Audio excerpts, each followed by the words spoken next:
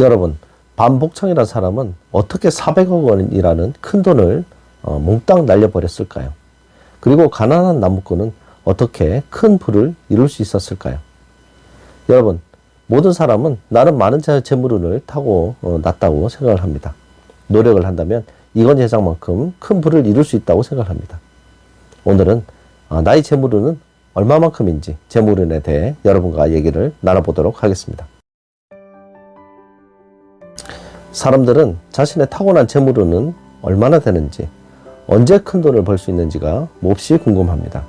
그리고 열심히 노력만 한다면 이건 회장처럼 나도 큰 부자가 될 수 있다고 생각을 합니다. 사주에서 재물을 볼 때는 그 사람의 타고난 재물의 크기는 얼마만큼인지, 재물을 만드는 능력은 있는지, 무엇으로 재물을 만드는 것이 유리한지, 재물은 또 언제 들어오는지 등을 분석해서 풀이를 하게 됩니다. 그러나 이러한 것보다 앞서서 가장 먼저 체크해야 하는 것이 있습니다. 그것은 바로 그 사람의 사주 기운이 재물을 감당할 만큼 강한지 약한지를 반드시 체크해 봐야 합니다. 일반적으로 체력적으로 건강하고 튼튼한 사람이 있는가 하면 병치레도 작고 몸도 약한 사람이 있는 것처럼 사주도 사주의 기운이 강한 사주가 있는 반면에 사주 기운이 아주 약한 경우도 있습니다. 체력이 약하면 어떤 일도 감당하기 어려운 것처럼 사주 기운이 약하면 재물이 아무리 많아도 감당할 수 없기 때문에 재물에 욕심을 부리면 반드시 재물로 인해 문제가 생기거나 사고를 당하게 되어 있습니다. 그렇다면 우리는 어떻게 대처해야 할까요? 모든 사건 사고의 시초는 욕심과 탐욕에 있습니다. 욕심이 나를 망치게 됩니다. 그러나 적당한 절제가 있으면 아무런 문제도 발생하지 않겠지요. 따라서 명리학에서는 자신의 기운이 재물의 기운을 감당할 수 있는지를 사전에 파악하고 대비해서 사건 사고를 미리 예방하는 데 있다고 하겠습니다. 재물과 관련된 두 가지 이야기를 여러분에게 해드리겠습니다. 개항기 시대 인천에 일본인들이 미도친소라는 곡물 거래소를 설립하게 됩니다. 지금으로 얘기하면 주식시장의 선물 거래소였는데요. 쌀이 하루에 100석이 거래되며 큰 돈이 오가는 투기장이었다고 합니다. 이때 일본인 밑에서 일하던 반복창이라는 사람이 1년 만에 40만원, 현재 시세로 치면 약 400억 원에 해당하는 큰 돈을 벌었다고 합니다. 호화로운 저택을 짓고 최고의 미녀와 결혼하면서 하객들을 위해 인천에서 서울까지 열차를 전세내고 세단 승용차로 하객을 조선호텔로 모셨다고 합니다. 사람들은 반복창을 미두신 반지로라고 불렀다네요.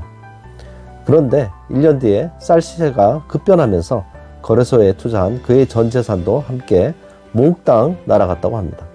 반복창은 오른다 내린다를 중얼대면서 친소 주변을 방황하다가 38세의 나이로 죽었다고 합니다. 또 다른 얘기는 옛날 우리나라 설화에는 석순이라는 사람의 이야기가 전해 내려옵니다. 굉장히 가난한 나무꾼이었는데요. 아무리 열심히 나무를 해도 가난을 면할 수가 없었답니다.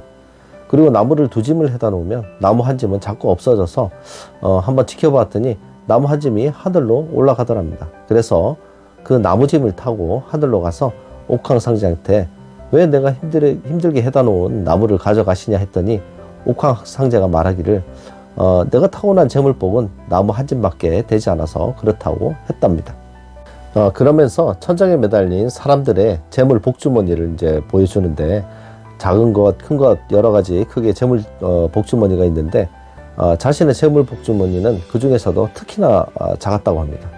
그런데 그 중에서도 천정에서 바닥까지 늘어져 있는 굉장히 큰 재물 복주머니가 있었는데 그 복주머니에는 석숭이라고 적혀 있었다고 합니다. 그래서 저 사람은 누군데 저렇게 복주머니가 크냐고 했더니 아직 태어나지 않은 사람이라고 했다고 합니다.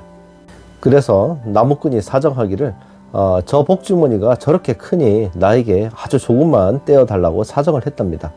그래서 옥황상제가 그 청을 들어주어서 지상에 내려온 후에는 기와집을 짓고 아주 잘 살게 되었습니다. 그런데 어느 추운 겨울 저녁에 어떤 산모가 이 나무꾼 집 앞을 지나가다가 잘 곳을 부탁하였는데요. 그날 밤 산모가 아기를 낳았습니다. 근데 가만히 지켜보니까 그 산모가 그 아기의 이름을 석숭이라고 짓더랍니다. 그래서 나무꾼은 그 두 사람을 잘 거두어서 주었다고 합니다. 앞서 얘기드린 반복창이라는 사람은 왜 자신의 전 재산을 날렸을까요? 그것은 만족하지 못하고 자신을 과신한 욕심과 탐욕의 결과가 아닐까요? 반면 전설 속의 나무꾼은 가난했지만 적극적으로 자신의 복을 위해서 노력을 했고 부를 이은 후에도 남을 배려하고 베풀 줄 아는 사람이었기에 자신의 부도 지키면서 행복한 삶을 살았다고 생각합니다. 사주 명리학에서는 재물운이 강하던 재물운이 약하던 재물이 들어오는 시기가 있고 재물이 나가고 손실이 발생하는 시기가 있습니다. 재물이 들어오는 시기에는 적극적으로 재물을 구하되 자신의 기운에 맞추어 절제와 조절하는 것이 필요하고, 재물이 나가고 손실이 발생하는 시기에는 투자라든지 사업 확장 등의 일은 벌여서는 안 되고 현상 유지를 하거나 축소해야 하는 등의 판단을 하는 것이 현명할 것이라고 생각합니다. 여러분, 오늘은 재물운에 대해서 여러분과 얘기를 나눠보았습니다. 그럼 다음 편에서 또 뵙겠습니다. 구독과 좋아요, 알람 설정 부탁드리겠습니다. 감사합니다.